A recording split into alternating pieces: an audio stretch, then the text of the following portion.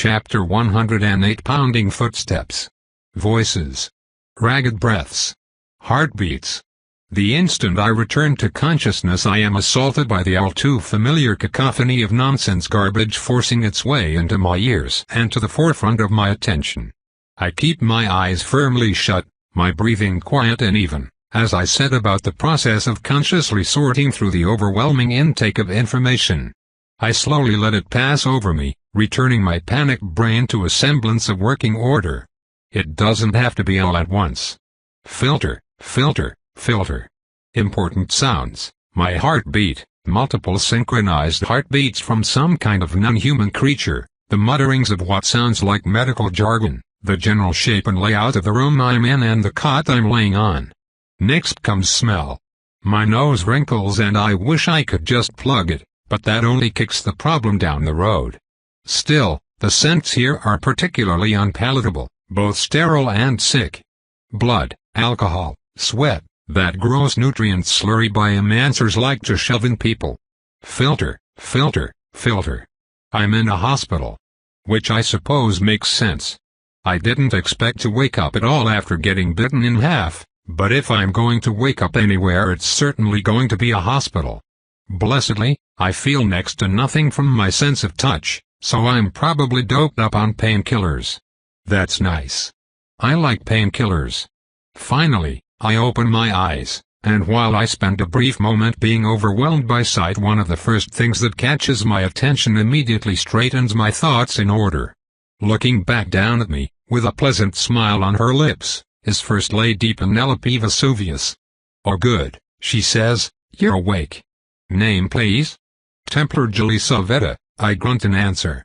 She nods, glancing down at a pile of notes that she's carrying. "Birthday?" she asks. Giant's thumb, 27 years, I say automatically. "And how many fingers am I holding up?" she asks, holding 3 fingers up in front of me and 2 behind her back. "3, I tell her. She smirks, her misshapen golden eyes almost glittering. This is, of course, why I could immediately identify Vesuvius the Inhuman despite having never met her. No one else has that color iris, or those jagged, lizard-like pupils.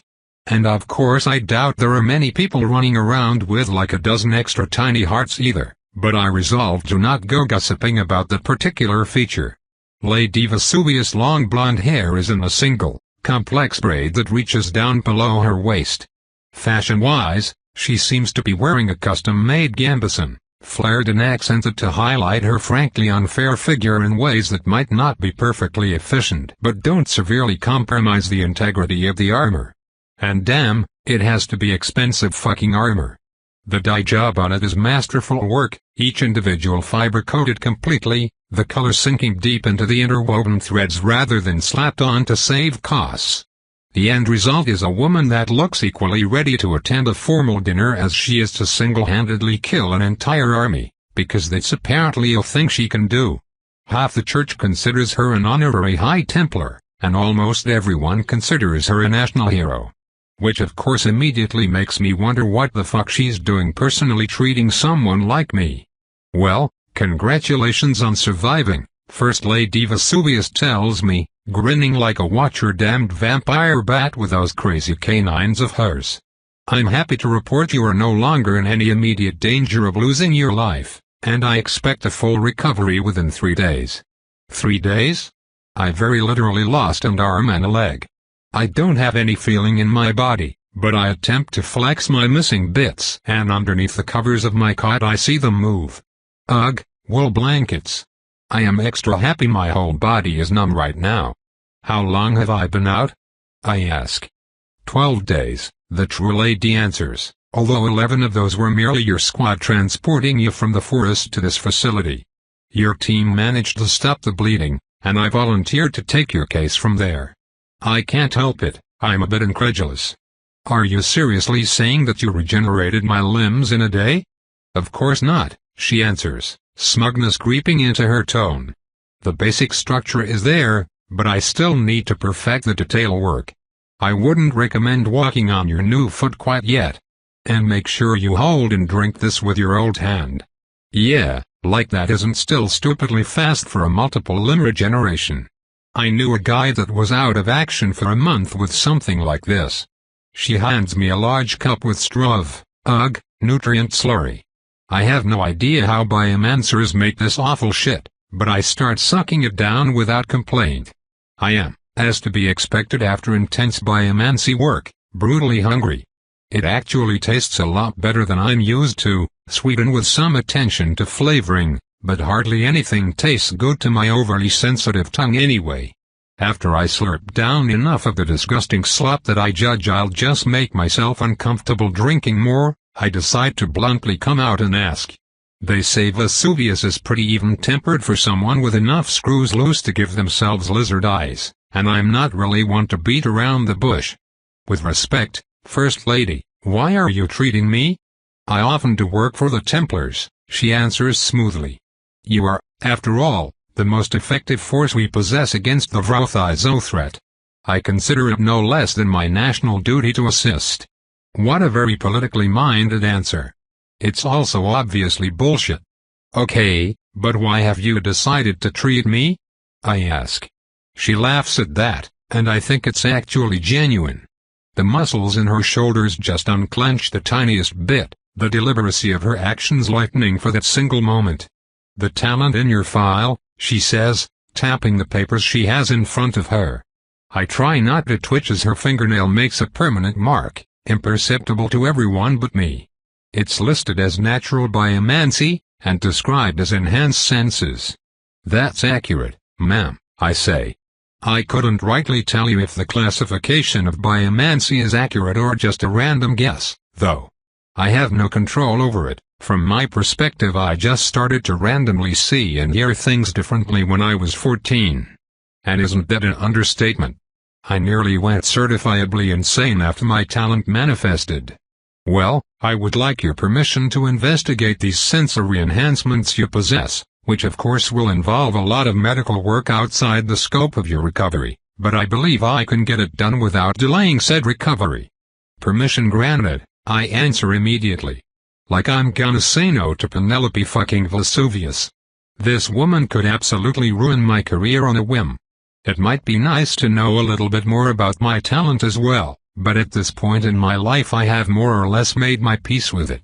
The next few days are mostly uneventful for me, except for the part where she grabs one of my eyeballs and starts yanking it around. I'm going to have nightmares about that for a good long while. Other than that though, I've just been sitting around being bored in bed while getting a bunch of spells cast on me. At the end of the third day, Lady Vesuvius just warns me that due to my enhanced senses I will probably smell something a little weird about my body as it breaks down the excess compounds from the nutrient slurry, but that it's perfectly normal. If she discovers any actually useful information about my talent, though, she doesn't share it with me. Then, shortly before I'm discharged, Command comes and asks how I feel about being transferred to the Inquisition. The news stuns me speechless, but in retrospect I should have anticipated it. I made a wretched showing in the forest. I was supposed to scout, and I did a good job of that I think, but when it came time to fight the Vrothizo I was just a liability. I'm not the best fighter, I know that. Unlike many of the Templars, my talent has no offensive applications, and physically I am well trained but generally unimpressive by our standards. That by itself would have been fine, but then I just had to have an episode during the fight. Most of the time, I can manage myself. My senses are stupidly precise, but with experience I know how to ignore the sight of every disgusting bump and pore in a person's face, every wet slap of saliva as their tongue moves around in their mouth, every hint of body odor or agony of perfume. Watcher's eyes, I fucking hate perfume. Sometimes, though, usually just after waking up, the filter in my head just turns off and I'm assaulted with information. When this happens, I usually pretend that it isn't happening. I'm pretty unresponsive during an episode, but they tend to only last 5, maybe 10 seconds. They used to occur all the time, but I've put my damn work in and I'm much better at recentering myself than I used to be. Still, I've never talked to anyone about it, because of course if I do I might lose my job. A Templar that randomly loses the capacity to distinguish between things she's seeing is not exactly combat ready, but the episodes are so rare it was never a problem. You know, until it was. For my pathetic failure, a failure that endangered my entire squad, I deserve the dishonor of the Inquisition. Ostensibly, the reason for my transfer is the lack of Inquisitor candidates, but I of course don't miss the mention that the Inquisition is more likely to benefit from my particular set of talents. Which I can't even deny, considering that Inquisitors fight things less and look at things more, and it's no secret which one I'm better at. It's just a little frightening to be asked to submit myself to sin like that. But I say yes, of course. When command makes a request, you say yes. A month later I have learned spells that allow me to see souls and protect my own, and now I'm being shipped off to watcher knows where. They stick me in a wagon with 2 other Templars and tell me to shut up, which of course immediately results in the whole wagon offending my delicate nose. My body still stinks like fucking nutrient goop, but thankfully I'm the only one that seems to notice. For most of the journey, they actually blindfold me, which has comically little effect. Not only is wrapping cloth around my eyes itself totally useless, I can both partially see through it and navigate without sight, but either way I'm not going to remember the path we took to our destination. I'm shit for directions. All I know is that it's miles from Skyhope, or any other city for that matter. The entire time, my escort of Templars refuses to speak a word to me, only occasionally glancing my way with thinly veiled disgust. I'm brought to a large, empty clearing somewhere within the forest, and led down the stairs to an underground facility that I had no idea even existed. I'm not gonna lie, for a solid 30 minutes I was terrified that I was being brought here to be executed. I'm not, obviously, but holy shit, with the death glares and the blindfolds and the secret underground facility nobody has ever told me about, I feel like I have justifiable reasons to freak out a little. The whole place smells what a normal person would describe as musty, which means I'm individually identifying at least 8 separate kinds of mold, and I'm pretty sure 3 of them are mildly poisonous. I'm ushered into a small room before my blindfold is finally taken off, and sitting in front of me at a large desk is a man wearing Inquisitor Captain armor, minus the helmet. He looks to be no older than his mid-40s, though his full face, beard and thinning hair are almost entirely gray regardless. A nameplate on his desk reads Warden Manus. "Welcome to Site 4, the man tells me gruffly. As an Inquisitor Captain, he is my direct and likely only immediate superior on a deployment this far from Skyhope. From now on, Inquisitor, you will eat here, you will sleep here, you will shit here, and maybe a couple times a month you will get to see the sky. Any unauthorized communication to any entity outside these walls under any circumstances is treason against the Church. Is that understood?" Holy shit. What the fuck did I sign up for? Conceptually, sir, I understand you perfectly, I say calmly, despite that internal panic. If I may say so, however, I find myself a bit off kilter. I was not briefed on this beforehand. Warden Manus and I are alone in his office, which is by my count 10 floors underground and whatever the fuck Site 4 is. He's sitting down behind his desk, and from his body language and tone I'm guessing that he is not exclusively the yes sir, no sir type. I can get away with fishing for information. That is by design, Inquisitor Gilisaveta, my boss grunts. But you did indicate in our initial investigations that you were positively disposed to a long-term deployment. He grins without a single trace of amusement. That was a mistake on your part. Now you're one of ours. Ugh, he has like 12 flakes of some kind of food in his teeth. And his desk. The lacquer is so uneven. All the little pock marks and indents, each a tiny deposit of dust and grease. I suppress an urge to shudder. Focus, Gilisaveta. I don't think he's mocking me. I legitimately got myself wrapped up in something with so much operational security they couldn't even tell me it was happening until I got here. I don't like that, but I'll follow orders. What else am I going to do? What does being one of yours entail, Captain? I ask simply. He snorts, but gives me a slight nod of approval. Site 4 is a maximum security correctional facility, he explains. A prison, essentially, where we keep people that cannot be contained anywhere else. As our shiny new replacement Inquisitor, you will be watching, handling, and attending to the needs of our more dangerous inmates. I take a deep breath to steady myself. Replacement Inquisitor, sir? We had an incident, the warden says simply. You will be fully briefed by another member of the staff. But suffice to say, Inquisitor, this is a high-stress position. Your previous captain noted exemplary interpersonal and conflict resolution skills, along with a consistently even temperament in your file. That kind of level-headedness is what we need here, not a warrior's bravado. I nod, slowly. It's true, I've always preferred doing city work to forest excursions. Understood, sir. In the interest of keeping a level head, would you mind just popping the bubble and telling me the most shocking thing about this facility that I currently have the clearance to know? It's been quite the day, and I feel as though it's best to get it over with. Once again, he flashes that humorless grin. There's a hint of sadism to it this time, so I immediately resolve to keep my face as straight as possible. 20 floors down sits the cell where we keep former High Inquisitor Ars Rainier. Fuck. Yeah, I don't keep a straight face at that one. It certainly explains why no one is allowed to know about this place, at least. Holy shit, they have Ars here. Ars is alive. I was only a little girl during the Ars crisis, but it was still one of the most terrifying parts of my life.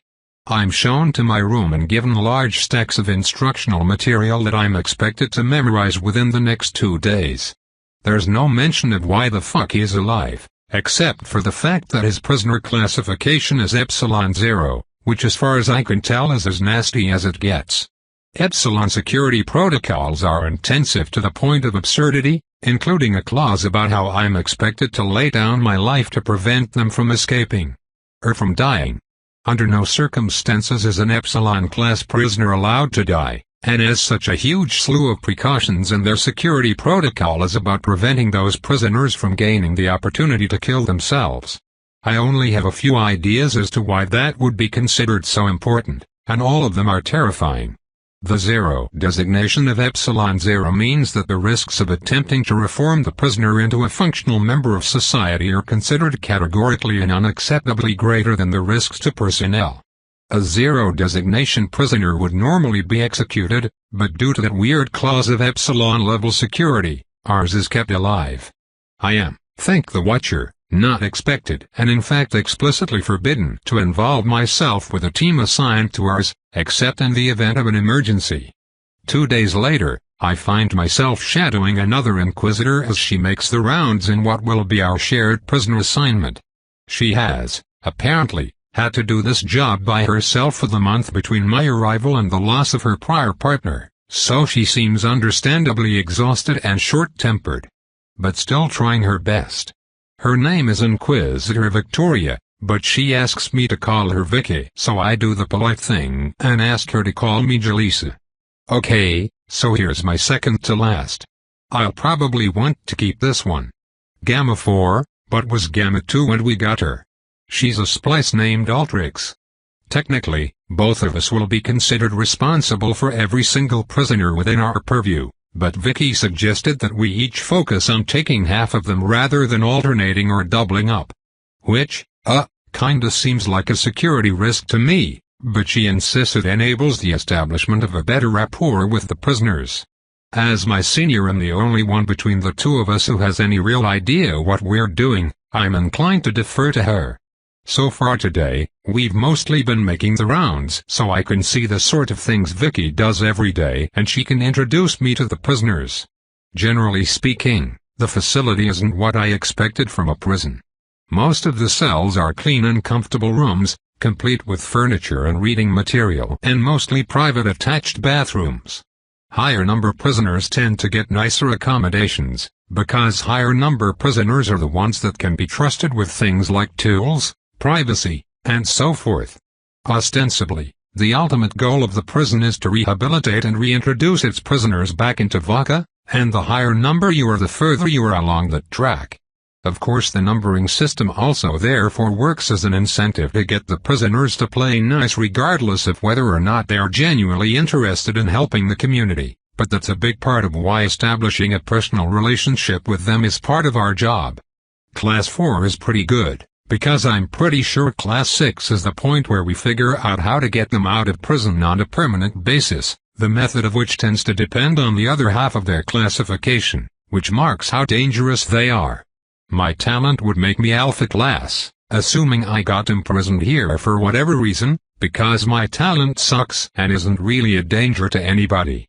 Gamma Class prisoners and above are where shit gets a little terrifying, so all of them are required to wear a metal collar enchanted to detect if the wearer channels any mana and immediately knock them unconscious if it does. This prevents the use of active spells or talents and is completely essential to our capacity to keep some of these prisoners locked up at all. According to her file, Ultrix has a chaos-tinged biomancy talent that allows extremely rapid tissue regeneration. Which sounds incredibly helpful, until you read the bit where if she uses her talent on a healthy target their cells multiply out of control until they end up as a massive flesh blob that starves to death minutes later. And yeah, her talent packs enough power to bypass the magic resistance of about 98% of the population, and works on a line-of-sight basis. Ours really fucked some people up. I triple-check my soul sight and soul shield spells before we open her cell, because while Ultrix doesn't have any confirmed animancy abilities it just feels like a good idea to stay in the habit. It feels so strange to cast animancy. Instinctively I feel as though it should be some kind of wretchedly dark magic, with arcane mana structures and twisted somatic incantations. But no, it's just kind of exactly like every other school of magic. I'm not really a great mage, but I know the essential 8 like any Templar and dabbled for a while in seeing if I could use chinemancy to dull my senses, which didn't really work out. The point is, my job now requires me to commit blasphemy as part of my daily routine, and I really expected that to seem more serious than it does. Okay, take off your helmet, Vicky instructs. I know that's normally against protocol, but we have a special dispensation for Ultrix. She won't remember your voice, she needs to see your face. I do so, and then Vicky knocks on the door and then opens the cell, the inside of which really looks more like a pretty decent apartment. A woman I assume must be Ultrix sits on the bed with a book in hand, her head twitching every couple seconds as she stares wide-eyed in our direction. Intellectually, I'm aware that she is most likely the ugliest woman I have ever met, at least by normal standards. Every revealed part of her skin is a bumpy mass of tumor-like growths, bulging pustules of colors ranging from ashy gray to inflamed red. Personally, though, I couldn't really care less. Everyone looks hideous to me as a result of my talent, as the fine microscopic details of the human body are not at all the kind of thing that humans find pleasant to look at. Far more interesting is the woman's soul, which unlike most splices I've seen today seems to be a mashup of 3 different people who ended up murdered and tortured into the form of someone new. Each of the souls appears to have a similar texture, like a mix of gravel and dirt, but the 3 nearly equal-sized parts are all different colors. If not for that change in color, however, I might not have noticed the seam between them, which implies that this particular splice is a relatively recent victim of ours. Good afternoon, Vicky says, waving cheerfully. How are you doing today? Hello, Vicky, the prisoner stammers. Who is that? This is my new partner, Jalisa. Vicky answers, injecting what seems to be genuine warmth into her exhausted features. We are pleased to meet you, Ultrix says. Would you like to guess, Vicky? You know it. Let's see. You're Nyx right now, aren't you? The twitching woman grins, revealing a twisted set of teeth, literally twisted, like strips of bark twirled between someone's fingers. So that's a thing, but I'm way too busy appreciating how relatively clean her room smells to care. It's not difficult to just smile right back. That's alright. Ultrix or Nyx, I guess? Answers happily. Yeah. I told you I'd figure it out, Nyx.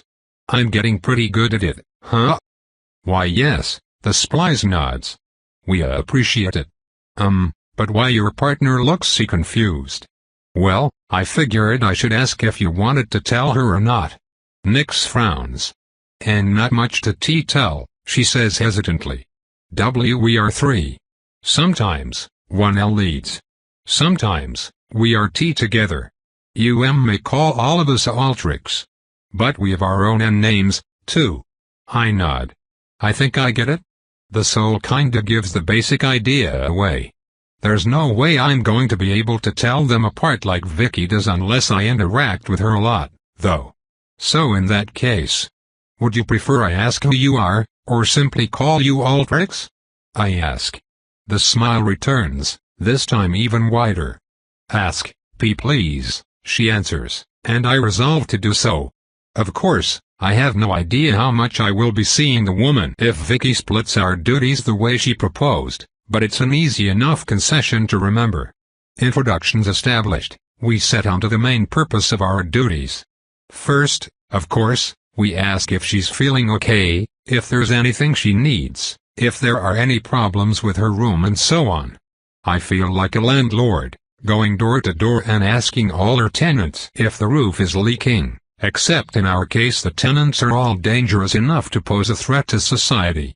But, for a lot of them it's entirely not their fault. They were just born this way, or in the case of Nix Altrix, made this way. I can relate to that, kind of. Even if my talent isn't dangerous, it's certainly not one I asked for.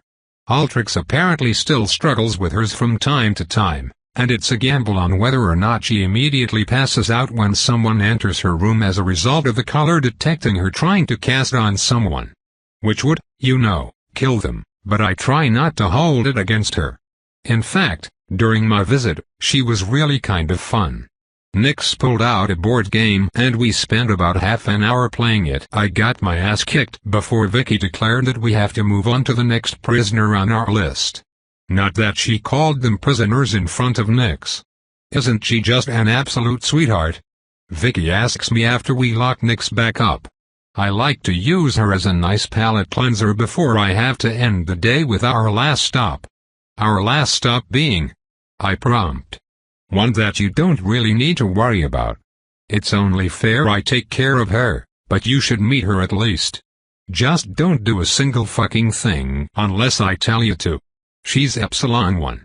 I blink in surprise. Epsilon. Like the same security we keep ours under? Am I even qualified for that? I ask. No, but technically yes, she sighs. Look, I'm serious. Don't say or do anything. Here's the file. She hands me a worryingly thick folder which I start to thumb through immediately. The folder is covered in her gross fingerprints and the ink is uncomfortably thick, but I just ignore it, a task that becomes easy once I start to become captivated by the contents. Class Epsilon 1. Imprisoned for 1 year, 9 months, 22 days. Necromancer, Kinomancer, Metamancer, Biomancer, possible Conomancer, possible Kineticist. I'm normally a pretty flat-faced person, but my eyes bulge as I keep reading the list. Known abilities include empathic life detection, unknown range, undead control, vocal, physical enhancement, extreme. Weight, instant death aura. Wide creation? What the actual fuck? I keep reading, and the list keeps getting crazier.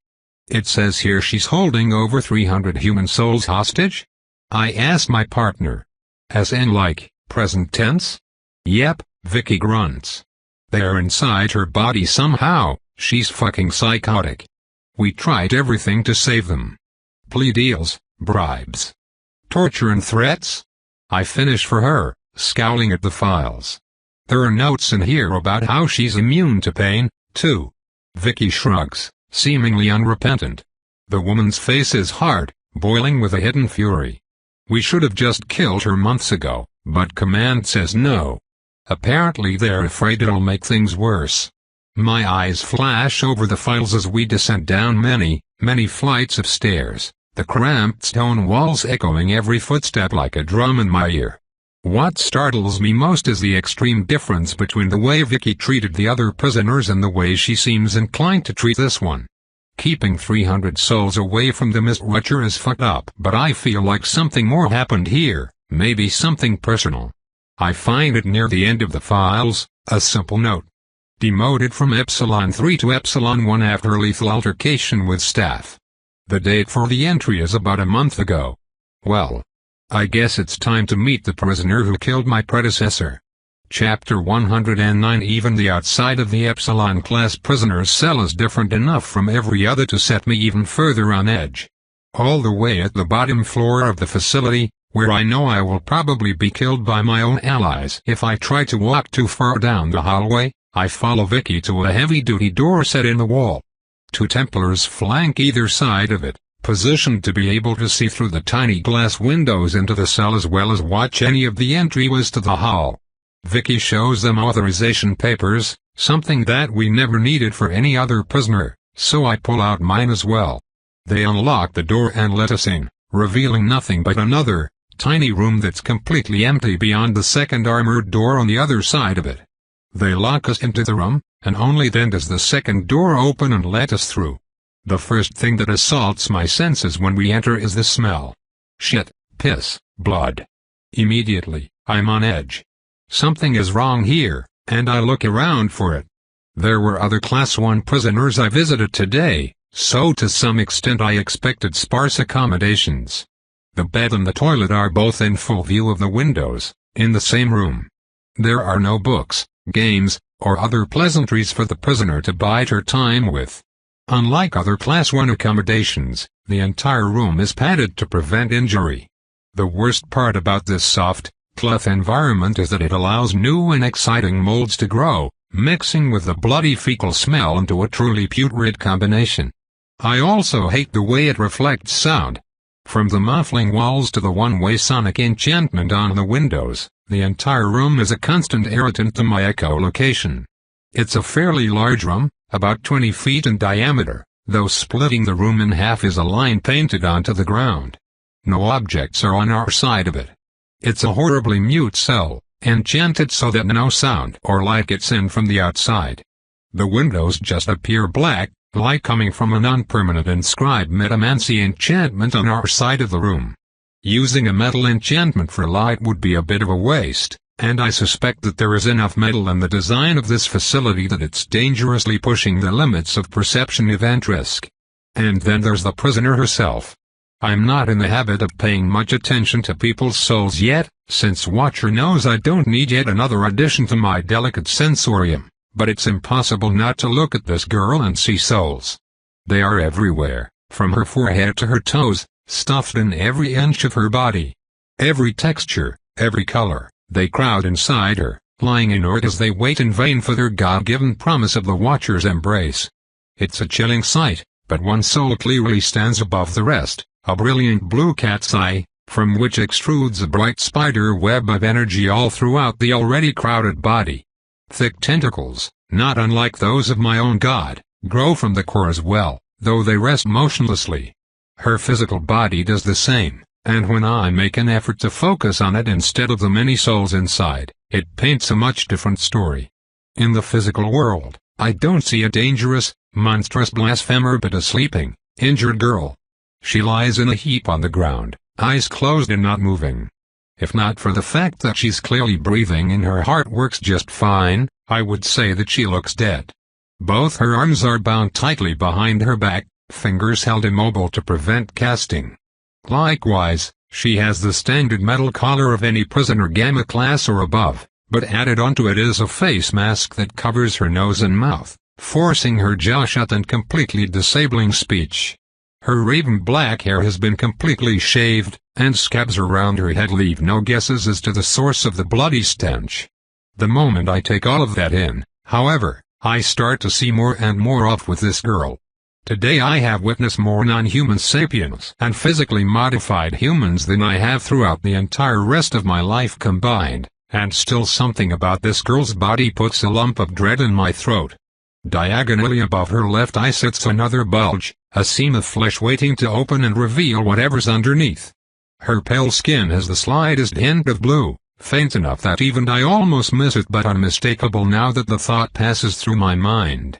and the sleeve of her right arm bulges in odd ways, as if there was a snake curled around her bicep. One that's also filled with souls. In aggregate, the girl is just human enough to make every non-human part that much more disturbing. Vicky's heart rate quickens the moment she steps inside, and she takes a deep breath to steady herself before working past the line painted on the ground and kneeling down next to the prisoner. I follow her, remaining standing and flanking slightly behind my partner. She lightly taps the girl's face, snaps her fingers a few times, and moves her hand back and forth in front of the prisoner's belly as if to check whether the brilliant, tentacled eyeball inside it tracks her motion. Throughout all of it, the girl does not react. Well, the good news is it's a quiescent day, Vicky mumbles at me. Quiescent? I ask, taking the risk of saying something, despite instructions not to. She's not responding to anything, Vicky answers, taking my pseudo-insubordination in stride. She isn't actually my boss and can't tell me what to do, but she is way more experienced and probably has justifiable reasons to prohibit me from speaking. This happens from time to time. It usually lasts a couple days. We have a prisoner that just randomly drops into a short-term coma, and nobody thinks this is a problem? I respond, a bit incredulously. Vicky shrugs. The biomancers can't find the reason for it, and she doesn't answer when we ask. But she doesn't really do anything while this happens, so. No, it's not a problem. Frankly, it makes my job way easier. I promise you, this is what a good day looks like. I nod and return to keeping my mouth shut. Vicky, meanwhile, sits the prisoner up and pulls her pants off, underwear and all. The stench of feces in the room immediately multiplies, and I very nearly have an episode as it overwhelms my senses. The prisoner has, apparently, crapped in her own trousers during her quiescent state, and I'm instructed to assist with gathering water, cloth, and a spare change of clothes while Vicky cleans her up.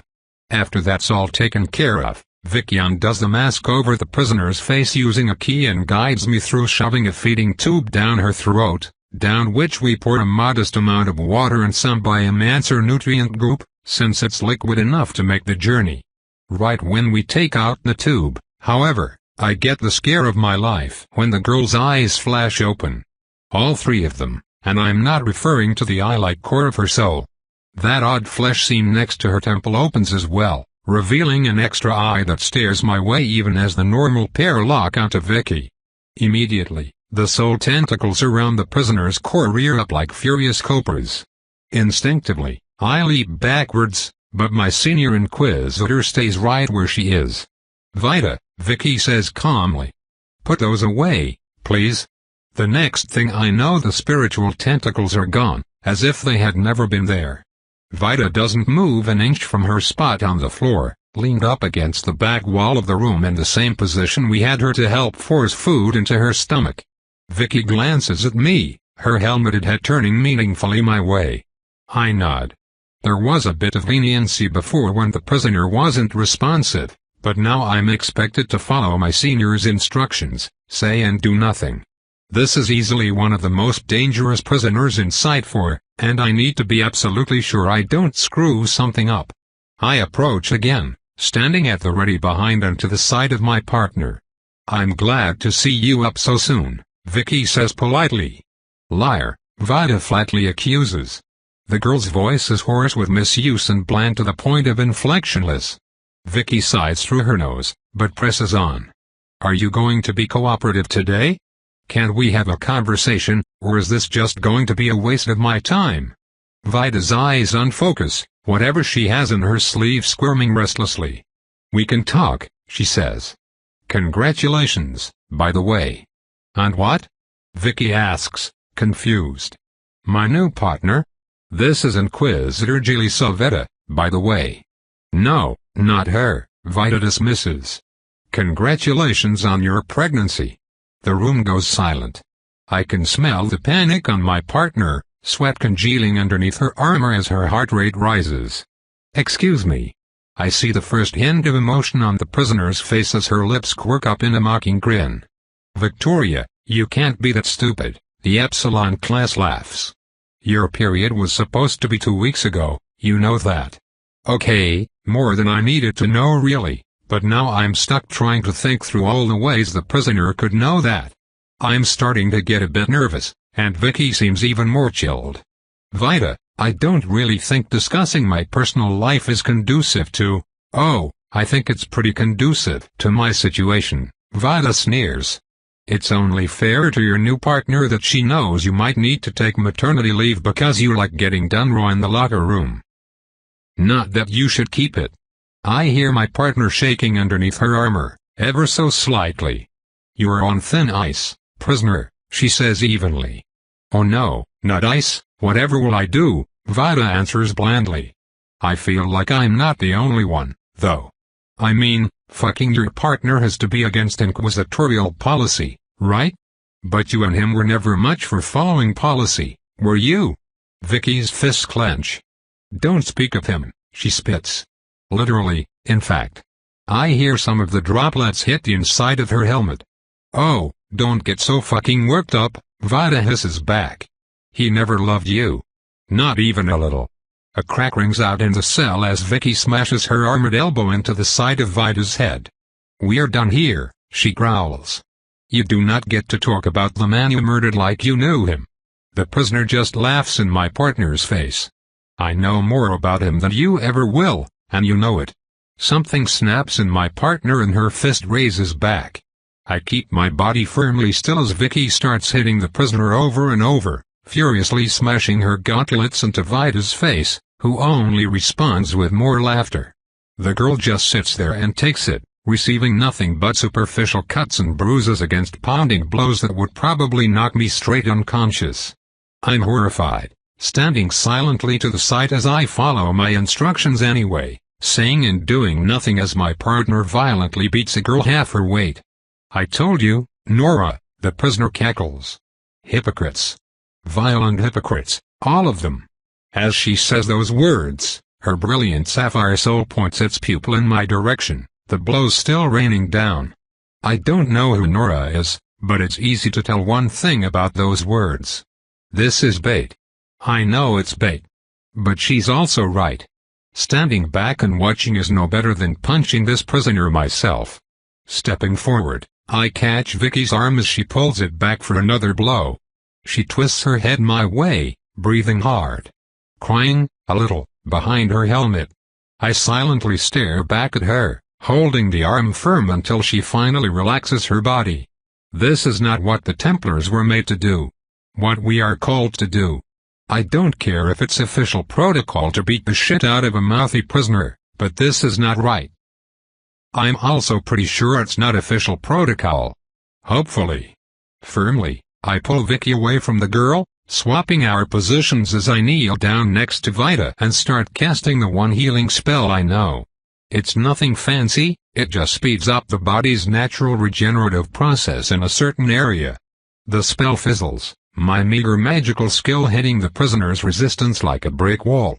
I frown, but decide it's her call and move to secure her jaw-securing mask back on instead. You have no idea what you're doing, Vida sneers at me. For all you know you're about to get fired. Yep, I grunt in response, and then lock her jaw down. Holding my hand out, Vicky unceremoniously passes me the key and I finish resecuring the prisoner. Then I get up, turn away, and start to walk right out of the prison cell, praying desperately to the watcher that Victoria will just step in line behind me if I put enough confidence in my posture. She does, thank goodness, and shortly afterwards we are out of the cell. I take my helmet off, dreading the amount of washing I will need to get all the poop smell out of it. I take a deep breath of the relatively clean air and let it out as a slow sigh. Okay, I tell Vicky. Can you tell me what the fuck that was? My partner's fists are still clenched, drops of drying blood congealed on each of them. Sometimes prisoners have to be reminded who is in charge, she grunts. It's not a fun part of the job, but, Vicky, that's bullshit, I say, cutting her off. She was goading you. Hitting her doesn't even hurt her. She killed Elliot. Vicky snaps. She killed Elliot and she has been rubbing my fucking face in it for the past month and I'm just supposed to stand there and take it? I just, Vicky rips off her own helmet, throwing it furiously at the ground. It clatters against the stone and bounces, loud and subtle enough to make me visibly wince. The two door guards politely and firmly ignore us as my partner starts sobbing in the middle of the hallway. "I know he didn't single quote take care about me that way," she stammers. "I know that. But I did. And he's dead now, and she's right, I missed my period and I don't know what to do. I thought maybe it was just late, but..." I let out a controlled breath, glancing through the one-way window towards the Epsilon class prisoner. She's sitting exactly how we left her, almost motionless except for her breathing. But as I watch her, that brilliant, burning blue soul turns to stare directly at me. Despite the enchantments that supposedly prevent her from seeing outside the cell. Carefully, purposefully, I hold in my urge to shudder as I return my attention to my partner. We just did our first checkup on every prisoner for the day, but most have needs that need to be seen to more than once. From here, we can take a short break, but are expected to do this all over again afterwards. Vita needs to be checked 3 times a day, as we have to personally feed her, clean her, and so forth. Victoria has been with this girl, by herself, 3 times a day, every day, for the past month. She has been forced to interact with a girl that seems to be fully capable of carving out someone's insecurities with a glance, one that seems to actively despise her, while overworked and apparently pregnant. I'm not entirely certain that I wouldn't have ended up beating the shit out of a prisoner under those circumstances. I can admit that. That doesn't make it okay, but I get it. As much as Templars need to be above that, need to be held to a higher standard, we are still human. "Well, here is the first thing we are going to do," I tell Vicky. "We are going to go on break. And during break, you and I are going to hash out what deals with which prisoner. And I'm going to be taking Vita." "You can't do that," Vicky insists, wiping her face as she goes to pick up her helmet. She says that, but I'm pretty sure I can't not do it. There is no universe where I subject Vita and Vicky to each other any more than they already have been. "Look, I know I'm the newbie, but I'm not incompetent," I argue. "I've got the Epsilon protocols memorized, and you desperately need a fucking break from this girl. I've got this." That is, of course, a brazen lie, but I'm pretty sure I can memorize most of the protocols before I roll back around here later today. Probably. At least the important ones.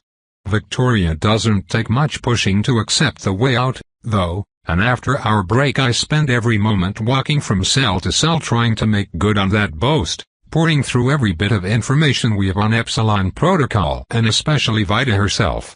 Shamefully, I don't think I end up giving all my other inmates the attention they deserve because I'm so caught up in it. Vita is just a captivating case, though. If I'm reading this right, Vita was here for nearly 2 years as a Class 3, and then, out of nowhere, she just had an altercation that ended up with my predecessor dead? I mean, I guess not out of nowhere. You know, since we apparently beat and torture her. We obviously don't have the capacity to remove the souls she's keeping trapped if we're resorting to barbarism like that, but what's much more interesting to me is the question of why she isn't just giving them up. It's weird to me. There's so much information that I would have expected to find in her files that just isn't there. I don't have any records of interviews, I don't have any psychological evaluations, I don't have anything that would actually be helpful for cracking this girl. But ostensibly, that's what my job is before anything else. We want to get those souls out of her. We want to educate her. We want her to cooperate. So why don't I have a single bit of information on why she isn't cooperating? First things first. Before heading to her cell I go to the mess hall and grab something that isn't fucking nutrient goop, if only for my own sanity.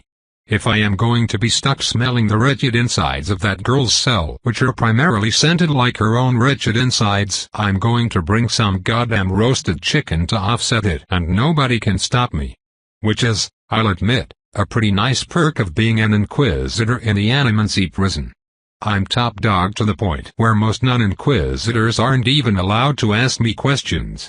Plus, I figure that girl doesn't want to eat nutrient goop any more than I want to smell it. 4 hours after our first meeting, I start our second. I have the chicken, which has been debonared and placed on a plate made mostly of soft fiber. The utensils I brought are checked by the cell guards before I'm allowed to bring them in, but I ensured they're made of some kind of floppy material that is just barely firm enough to work like a fork but would bend before breaking skin. No potential weapons, only delicious chicken. I then step into the room and get a sudden reminder why this girl mainly just gets nutrient goop. Once again, she's passed out on the floor and completely unresponsive. Well, shit. I can't get this stuff down a feeding tube unless I mama bird it, and fuck that. So, I spend some time trying to wake her up. I do the things I remember Vicky doing, lightly tapping her cheek and snapping my fingers and whatnot. That doesn't work, so I start talking to her. Well, talking to myself, mostly, but doing so as if she can hear me. I figure I either successfully call a bluff or nobody but the stoic guards know how much of an idiot I'm being. That doesn't work either, but I don't want to be a maximum diffuse and walk out with the same chicken I walked in with, so I scoot back a little, take my helmet off, and start to eat it. Vida wakes up. Or at the very least, her soul twitches a bit, but that's good enough for me. I stare right at her soul as I munch down another bite of delicious chicken and finally she starts to move, each of her eyes opening and twisting my way as she starts to scowl. Is this some new kind of psychological torture? She grumbles at me blandly. Nope, I tell her. Want some? She nods, slowly, and I'm a bit surprised how she immediately trusts me to feed her. Obviously, she can't feed herself with her arms tied behind her back, but it still feels a bit incongruous that a girl who recently got the shit kicked out of her by someone wearing my uniform would so readily let me near her face with a fork. Her emotion-sensing abilities, perhaps? Maybe the same skill she uses to know that I'm worried about losing the job I just got demoted into lets her know that I have no intention to do anything other than let her eat. Which she does do, quite voraciously in fact. You need to pee or anything? I ask her, getting some water for her to drink. No, she grunts. I nod and let her slurp down as much water as she wants, then sit down in front of her. You need anything else? I ask her. Nope, she deadpans. Mind if we have a chat? And if I say yes? Then I leave, I tell her. She scowls, studying me. Well, I mind. I nod and exit her cell without another word. Our routine continues like this for a few days. I bring some food, I feed her the food, I ask to chat, I get politely told to sod off and then I do. Sometimes I will share a brief, amusing anecdote or talk about something that happened to me recently, but she mostly ignores it. One day she asks why I keep bringing different kinds of fresh food, to which I honestly tell her it's because her cell smells like shit. She snorts with amusement and I record the interaction on a log I've been keeping, because I figure if I get killed I should at least try not to put my successor in the same position as me. About 10 days into my job, I start to get up and walk out of the cell before realizing that for the first time she didn't decline my request to speak. Wait, did I hear you right? I ask her. You tell me, she grunts. You're like, the opposite of deaf. I frown. Okay, first question then, how do you know that? I've never talked about my talent. It's not really that hard to figure out, Vida dismisses. Your soul is full of sensory elements and you're constantly reacting to even the slightest movements. Wait, seriously? Sensory elements?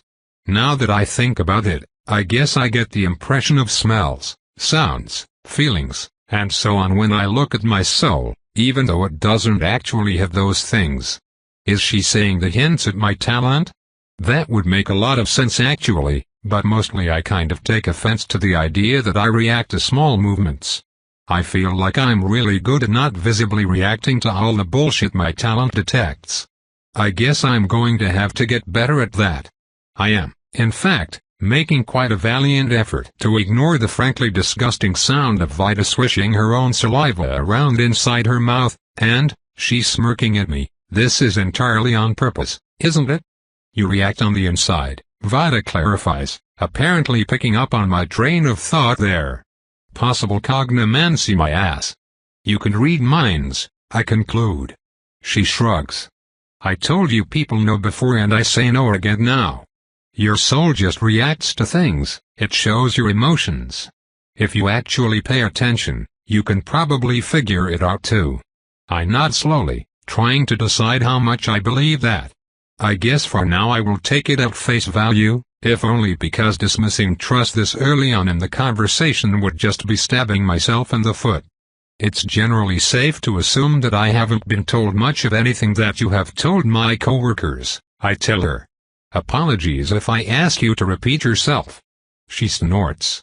You're weirdly sincere, Vida comments. Being sincere probably shouldn't be weird, I muse, but I guess it is a lot of the time, isn't it? I tend to get a lot of bullshit lip service considering how much blasphemy I'm being accused of. Yeah, Vida agrees. Well, that's a segue if I've ever heard one. Speaking of, I say, why do it? Like, what's with the soul collection?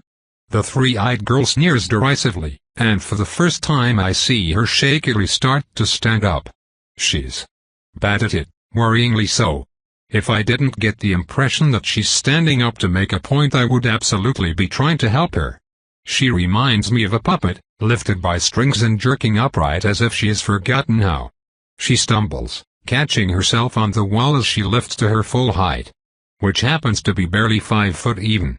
I don't believe I can commit blasphemy against a religion that is objectively wrong, she declares, glowering down at my position on the floor.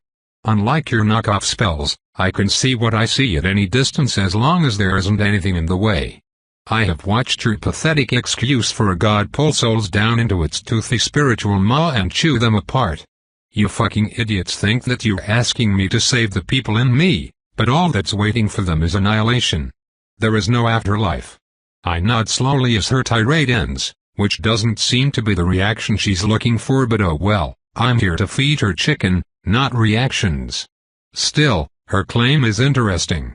Assuming she really believes this, again, because I have no incentive to not take her at face value here, I can see that being something she won't flinch on. If she believes that she is protecting the soul of a loved one from some kind of giant monster, well, I'd probably endure prison too. So where do I go from here? I guess I should poke at the theory and see if there's anywhere it falls apart. So, you've seen the Mistwatcher's soul, and you've seen it eat the souls it collects. But do you have any reason to believe that eating the souls isn't just the method by which they get sent to the afterlife? Vida rolls the extra eye on her face, the others unfocusing as she plops back down to the ground. This is pointless, she grumbles. You don't believe me at all. I raise an eyebrow at her. Is it not expected that I don't drop 27 years of belief after hearing a few sentences? I ask.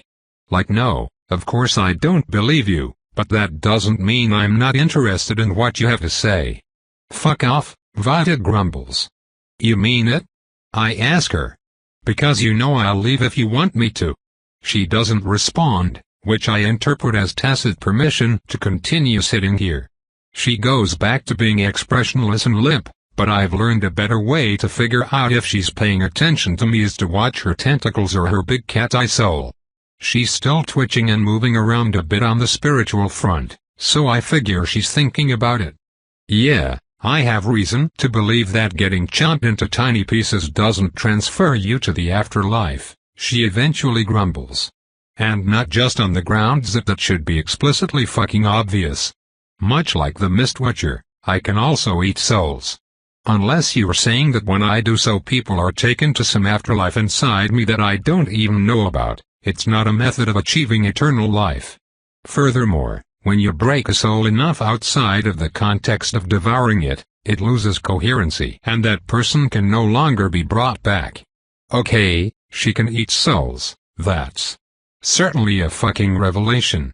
But I can mentally table it for a moment and focus on what she's saying.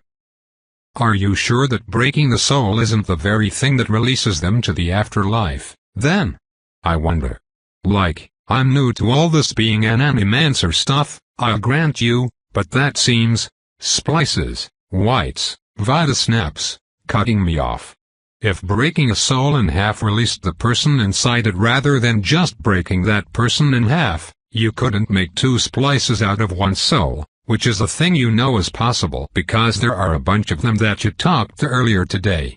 Splices are a product of animancy, I counter, which is explicitly forbidden because it can do things like alter the natural order. Sure is weird that natural undead are a thing then. It's almost like they're created when the Mistwatcher carelessly smashes a bunch of souls because it doesn't give a shit about them as anything other than food. But, look, can we stop? Vida grunts. I've had this conversation like 50 fucking times and it always goes the same way and you're not going to listen to me so it doesn't matter. Okay? There is nothing you can do to convince me to let these people die. And if you think you're clever and try to make me, I'll give you a reminder on why they have me locked up down here. Well, that's a death threat. I'm going to not mention that on the report, I think. It wouldn't really do my position any good. Sorry, I say, raising my hands in a placating gesture. I promise, I'm just talking.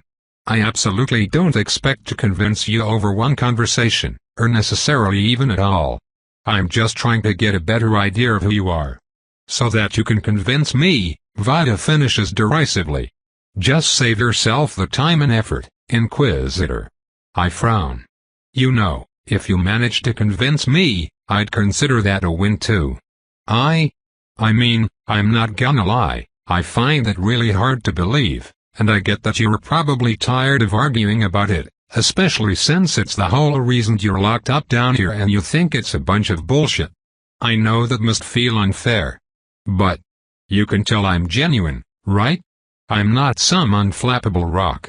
Again, Vida doesn't respond at first, but I can see she's thinking. I give her as much time as she needs. This is my last stop for the day, so any extra time I spend here is just eating into free time I don't really use for much anyway. Believe it or not, there aren't a whole lot of fun activities to pursue inside the maximum security correctional facility. Okay, Vida says. How about this? Think for a moment about what it means if I'm right versus what it means if I'm wrong. I'm not sure I follow, I tell her. She lets out an annoyed huff. I don't know, I'm not good at talking to people. I mean like. If I'm wrong and you're right, what happens? Presumably I keep all the souls inside me and then I die eventually and then they are returned to the Mistwatcher normally, or maybe I figure out a way to bring them all back to life without fucking them up and I do that and they die later to something else and return to the Mistwatcher normally. Right? Most situations are fine, even if you let me do my thing. The absolute worst case scenario is if I try to bring them back to life and do some animancy bullshit and somehow mess it up and then they don't come back right. But I have no intention of doing that, which is why I'm holding them inside me until I know what I'm doing. Okay? Okay, I concede. I would argue you're severely underselling the inherent issues with preventing souls from passing to the afterlife, but overall that's a reasonable assessment of the risks. Sure, fine, she grunts. Now think about what happens if I'm right. If that's true, everybody that has been dying is reduced to oblivion. We could have an afterlife, but you are not sending anyone there. That's what scares me, Inquisitor. There's literally oblivion at stake, but it's like you would rather risk hurting everyone in the world than be wrong. I listened to that, frowning in thought. Of course, the obvious answer is to point out that if we're right but people stop believing it, it hurts everyone because failing to follow the teachings of the Mistwatcher just condemns people to suffer in the afterlife until they learn the lessons they, by all rights, already should have learned. But that's not really equivalent to oblivion, and I sense this is the precise sort of back and forth that will just frustrate her. I nod and resolve to genuinely think about it, hoping that will start mending the bridges my partner and predecessor have apparently worked so hard to burn. I try to think of something to change the topic to in the meantime, but to my surprise Vida beats me to it. Souls aren't necessary for life, she says out of the blue. Like I know trees and stuff don't have them, but I've seen animals move around without a soul, too. I blink, a bit surprised at hearing that come out of nowhere, but decide to roll with it. I know that, Actually, I tell her. Or at least I assumed. You did? Vida asks, her tone bland but her attention captivated enough for her eyes to actually look my way. Yep, I say. When bugs get small enough, the Mistwatcher doesn't put souls in them. I guess most people don't really notice, but it's pretty obvious to me. As soon as I realized, I wondered why. Like, what's the cutoff? No idea, Vida admits. I just saw the Mistwatcher be late to put a soul in a baby monster, and it walked around for a while without one. I figured it out because I see a bunch of bugs all over everybody's face literally all the time, I tell her. They are fucking disgusting and they make looking in a mirror absolutely horrifying and I can't get rid of them and everyone has them. At first I figured the little bastards didn't have souls because even the Mistwatcher knew that they were the worst, but then I started seeing it on all sorts of tiny creatures. Either my soul sight isn't strong enough to detect them, or they have nothing. I have bugs on my face? Vida asks, wrinkling her nose. I watch with surprise as her soul actually moves through the inside of her body, all the other souls flowing around it as it passes down her leg into her knee. She turns it around and looks at her own face, scowling with disgust. Oh fuck, I think I kind of see them, she groans. Seriously? I ask. Those things are crazy tiny, normal people can't even get close to seeing them. Most of them just don't believe me. I mean, it's tough. You're right, they don't have souls, but I can still kind of make them out as discrete entities. Fuck. Why did you tell me about this? This is the worst. You regularly shit yourself and don't seem to care, but bugs on your face is a problem? I joke. Hey, when I was a kid I knew a guy who had a bug lay eggs in his ear, and we actually just chat for a while after that, which I consider my first major victory here at Site 4. I keep things copacetic for the next 10 days, improving my relations with all the other inmates as much as I can as well. Honestly, as much as it terrified me at first, I kind of like this deployment. Sure, I'll probably suffer in the afterlife due to daily blasphemy, and yeah, everything smells like mold, and the confined spaces make my ears ring, and, you know, there's the slightly terrifying reality that motherfucking Ars Rainier is like, just down the hall from somewhere I spend most of the day, but still. Talking to people is much more my skill set than getting eaten by monsters. It's rewarding. Things are honestly pretty good. I make a habit of looking through old records about my prisoners, and something that catches my eye one day is a shipment notice that was declined shortly after Vida was admitted to the prison. Basically, it looks like someone claiming to know her, the report doesn't say who, dropped off a package with the church requesting that it be delivered to wherever she happens to be. The package was immediately investigated, and while I see nothing in the report that indicates it's a risk to the facility, shipment was declined anyway. The contents of the package? A stuffed animal. I immediately pen a request to get the package re-investigated and sent to Site 4 if no anomalies are found, but the day afterwards I find myself staring down my irritated Inquisitor captain. You've been taking a lot of liberties with our Epsilon 1, Captain Manus tells me, and it sounds like an accusation. If I have made any unwitting breach of protocol, please correct me, Captain, I respond primly. No, you haven't, he answers, which immediately feels like a load off my shoulders because I was legitimately unsure if that was true. But you have been spending the vast majority of your time with a single prisoner, one suspected of connimancy. Given your recent requests, I'm afraid I have to put you in decontamination. Fuck it, duck, that doesn't sound good. Decontamination, sir? I ask. I'm afraid I don't know what that is. He nods. If all goes well, you still won't. May you be in the Watcher's good graces, Inquisitor. Then, without warning, I'm lying on my bed in my underwear, staring at the ceiling. My room is how I left it, but the lingering smells of two people I don't recognize are all over everything I own.